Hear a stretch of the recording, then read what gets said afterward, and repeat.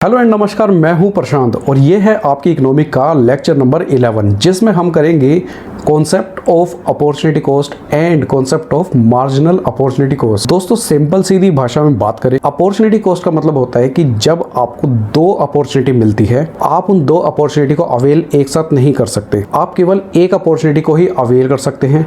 जिस अपॉर्चुनिटी को आप चुनते हैं और जिस अपॉर्चुनिटी को आप छोड़ देते हैं, छोड़ी हुई अपॉर्चुनिटी को बोला जाता है अपॉर्चुनिटी कॉस्ट। अब आप दोस्तों एक सवाल उठाओगे कि सर जी ऐसा कैसे हो सकता है, क्या हम दोनों अपॉर्चुनिटी को अवेल नहीं कर सकते? तो दोस्तों इस पर आपका इकोनॉमिक का रूल लागू होगा। ह्यूमंस वांट्स आर अनलिमिटेड, उनको सेटिस्फाई करने के फैक्टर काफ़ी लिमिटेड है और आप अल्टरनेटिव चॉइसेस से अपनी सारी सेटिस्फेक्शन पूरी कर सकते हैं। तो जब अल्टरनेटिव वर्ड आ गया तो समझ लीजिए अपॉर्चुनिटी कॉस्ट भी आ चुकी है। अब दूसरी बात करेंगे, मार्जिनल अपॉर्चुनिटी कॉस्ट क्या होती है। मार्जिनल अपॉर्चुनिटी कॉस्ट का मतलब होता है जब आप एक अपॉर्चुनिटी से दूसरी अपॉर्चुनिटी पर धीरे धीरे बढ़ते हैं, जिसकी वजह से आपको धीरे धीरे पहली वाली अपॉर्चुनिटी में जो नुकसान हो रहा है उसे बोला जाता है मार्जिनल अपॉर्चुनिटी कॉस्ट। एग्जाम्पल लेके चलिए, आपके पास 1 हेक्टेयर ज़मीन है जिस पे आप या तो 10 क्विंटल राइस उगा सकते हैं या 12 क्विंटल वीट उगा सकते हैं। अब मान के चलिए आप पहले तो चावल उगाते थे, बाद में आपने गेहूँ उगाना शुरू कर दिया। जैसे जैसे आप गेहूं उगाना शुरू करते हैं और जैसे जैसे आपको चावल के प्रोडक्शन में नुकसान होता है उसे बोला जाता है मार्जिनल अपॉर्चुनिटी कॉस्ट। ये इंपॉर्टेंट कॉन्सेप्ट है, काफ़ी एमसीक्यूज इसमें से पूछ लिए जाते हैं। तो आज की क्लास में हम डीपली समझेंगे। शुरू करते हैं मेरी नोटबुक से। तो चलिए दोस्तों शुरू करते हैं opportunity cost. Class number 7, concept number 7, concept of opportunity cost. It refer to the total cost of availing opportunity in term of loss of another opportunity. जब आप एक अपॉर्चुनिटी चुनते हैं जिसकी वजह से आपकी दूसरी अपॉर्चुनिटी खो जाती है तो उसे बोला जाता है अपॉर्चुनिटी कॉस्ट। जिस अपॉर्चुनिटी को आपने खो दिया उसे बोलते हैं अपॉर्चुनिटी कॉस्ट। देखिए आपको एक एग्जांपल देता हूँ। एक किसान के पास ना 1 हेक्टेयर लैंड है। अब उस पे 2 अपॉर्चुनिटी है, अपॉर्चुनिटी 1, अपॉर्चुनिटी 2। यानी कि उसमें क्या हो सकता है, क्या यूजेस हो सकते हैं उसके। पहला यूजेस है कि उस पर किसान 10 क्विंटल राइस उगा सकता है और दूसरी अपॉर्चुनिटी है 12 क्विंटल वीट उगा सकता है। किसान अगर 12 क्विंटल वीट को चुनता है तो उसे 10 क्विंटल राइस को मिस करना पड़ेगा। लिख देंगे आप यहाँ पे, if You choose this, you missed it। तो 12 क्विंटल वीट को उगाने के लिए जो अपॉर्चुनिटी कॉस्ट दी गई है वो है 10 quintal rice. So the opportunity cost of producing of 12 quintal of wheat is 4 quintal of rice, जिसको किया हमने सैक्रिफाइस। हम एक और एग्जांपल ले सकते हैं। अगर आपके पास 2 जॉब ऑप्शन है, 2 जॉब ऑप्शन, पहला है जॉब ए, दूसरा है जॉब बी। जॉब ए में आपको मिल रही है 10,000 पर मंथ की सैलरी और जॉब बी में मिल रही है आपको 20,000 पर मंथ की सैलरी। तो अगर आप इसे चुनते हैं तो आपकी अपॉर्चुनिटी कॉस्ट हुई 10,000 पर मंथ की salary. You choose job B, so opportunity cost of doing job B is 10,000 per. तो ये आपको समझ में आ गया अपॉर्चुनिटी कॉस्ट क्या होती है। अब हम सेकंड टर्म पे बात करेंगे, मार्जिनल अपॉर्चुनिटी कॉस्ट क्या होती है। लिखेंगे concept of marginal opportunity cost. It refer to opportunity cost per unit of additional output of crop 2 when some resources are shifted from one opportunity to the other, यानी कि from crop 1 to crop 2। देखिए दोस्तों, marginal opportunity cost का मतलब होता है कि जब आप 2 वस्तुओं का प्रोडक्शन कर रहे हैं और आप किसी एक वस्तु का प्रोडक्शन बढ़ाते हैं जिसकी वजह से दूसरी वस्तु का जो प्रोडक्शन कम होता है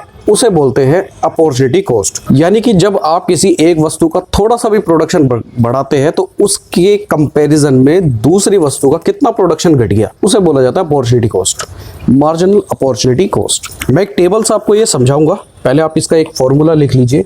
marginal opportunity cost, loss of output of crop 1 upon में डेल्टा। डेल्टा का मतलब होता है change in loss of output of crop 1 upon में change in gain of output of crop 2।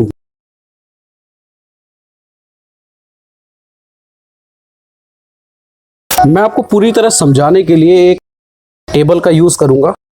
यहाँ हम लिखेंगे कॉम्बिनेशन, यहाँ पे प्रोडक्शन होगा गुड्स ए का, यहाँ पे प्रोडक्शन होगा गुड्स बी का, यहाँ हम लिखेंगे MRT और यहाँ हम लिखेंगे मार्जिनल अपॉर्चुनिटी कॉस्ट। देखिए जब हम सारे के सारे साधन गुड्स ए पे लगाते हैं तो हमको 21 यूनिट मिलती है। जब हम गुड्स बी की 1 यूनिट का प्रोडक्शन करते हैं तो उसकी वजह से गुड्स ए का प्रोडक्शन 1 यूनिट घट जाएगा। उसके बाद हम 2 यूनिट और गुड्स बी की प्रोड्यूस करते हैं तो उसकी वजह से हमारा गुड्स ए 18 रह जाएगा। हम एक और यूनिट बढ़ाते हैं तो उसकी वजह से हमारा प्रोडक्शन 15 रह जाएगा। हम एक और यूनिट को बढ़ाते हैं तो हमारा प्रोडक्शन 11 रह जाएगा। हम एक और यूनिट गुड्स बी की बढ़ाएंगे तो हमारा प्रोडक्शन रह जाएगा 6। जब हम सारे के सारे फैक्टर गुड्स बी पे लगा देंगे तो हमारा प्रोडक्शन रह जाएगा गुड्स ए का 0। जाहिर सी बात है आपको यहाँ पे भी मार्जिनल अपॉर्चुनिटी कॉस्ट समझ में आ रही है, क्योंकि जैसे जैसे आप 1 यूनिट बढ़ाते हैं उसकी वजह से कितना प्रोडक्शन गुड्स ए का गिर जाता है, कितना प्रोडक्शन आप खो देते हैं गुड्स ए का। तो मार्जिनल रेट ऑफ सब्स्टिट्यूशन में आप इस तरीके से दिखाएंगे, गुड्स बी का एक प्रोडक्शन करने से गुड्स ए का 1 यूनिट लॉस्ट हो रही है, MRT। इसका फॉर्मूला होता है delta unit sacrifice delta unit gain. तो सबसे पहले हम दिखाएंगे सेक्रीफाइस और उसके बाद हम दिखाएंगे यूनिट गेन। अब सेकंड में हमने 2 यूनिट को सेक्रीफाइस किया जिसके बदले में हमें 1 यूनिट मिली। दोस्तों मैं जहाँ पे पढ़ाता हूँ वहाँ पे काफ़ी अच्छी हरियाली है, काफ़ी पक्षी गिलहरियाँ इस तरीके के काफ़ी। जैसे ही हम एक और यूनिट बी की बढ़ाते हैं हम 3 यूनिट का लॉस करते हैं गुड्स ए के अंदर। फिर हम एक और यूनिट बढ़ाते हैं तो हमारा 4 यूनिट का लॉस होता है।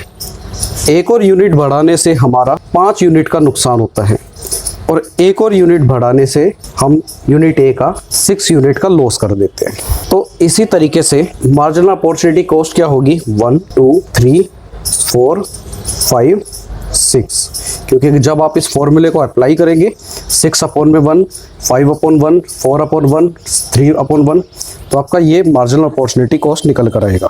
तो इसे बोलते हैं, लिखेंगे मार्जिनल रेट ऑफ ट्रांसफॉर्मेशन के बारे में। तो इस तरीके से आप यहाँ पे जैसे कोई भी एक फॉर्मूला पुट कर दीजिए 6A/1B, ये आपका निकल आएगा मार्जिनल रेट ऑफ ट्रांसफॉर्मेशन 6। अभी मैं एक आपको पीपीसी कर्व में आपको ये दोनों समझाऊंगा कि ये दोनों होते क्या है। तो यहाँ हम लिखेंगे marginal rate of transformation is the ratio of number of unit of a commodity sacrificed to gain an additional unit of another commodity। तो आप कहोगे दोस्तों MOC और MRT में अंतर ही कितना हुआ?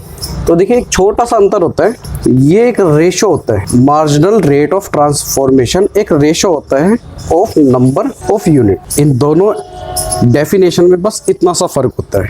चलिए अब एक हम पीपीसी कर्व बनाएंगे जिसमें मैं आपको दोनों अपॉर्चुनिटी कॉस्ट और मार्जिनल अपॉर्चुनिटी कॉस्ट दोनों के दोनों इसमें समझा दूंगा।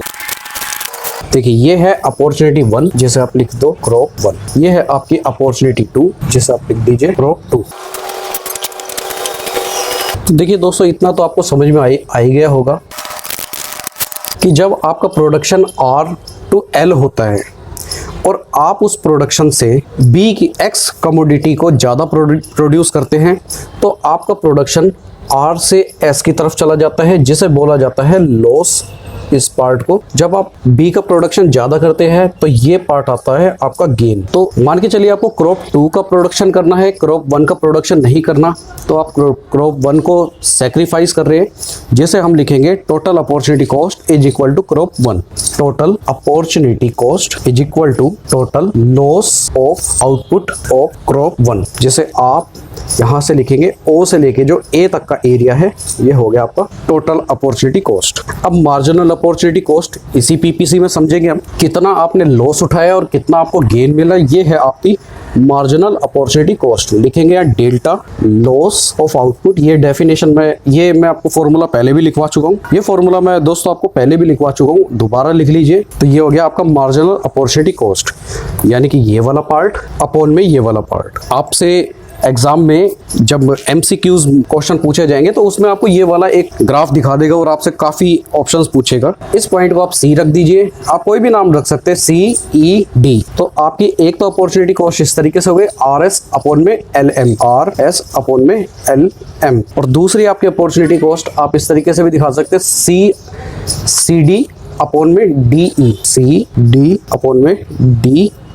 तो इसका कंक्लूजन लिखेंगे, hence the conclusion that marginal opportunity cost is identical with slope of PPC। तो दोस्तों काफ़ी बारीकी से मैंने आपको ये अपॉर्चुनिटी कॉस्ट और मार्जिनल अपॉर्चुनिटी कॉस्ट समझाई है। एमसीक्यूज के हिसाब से भी मैंने आपको काफ़ी डीपली इस चैप्टर को समझा दिया है। तो दोस्तों यहाँ ये आपका चैप्टर खत्म हो गया। अब नेक्स्ट चैप्टर में मैं आपको कराऊंगा कंज्यूमर इक्विलिब्रियम। मिलेंगे दोस्तों नेक्स्ट क्लास में। खुश रहिए, पढ़ते रहिए, बढ़ते रहिए। This is Prashant Kumar, sign of.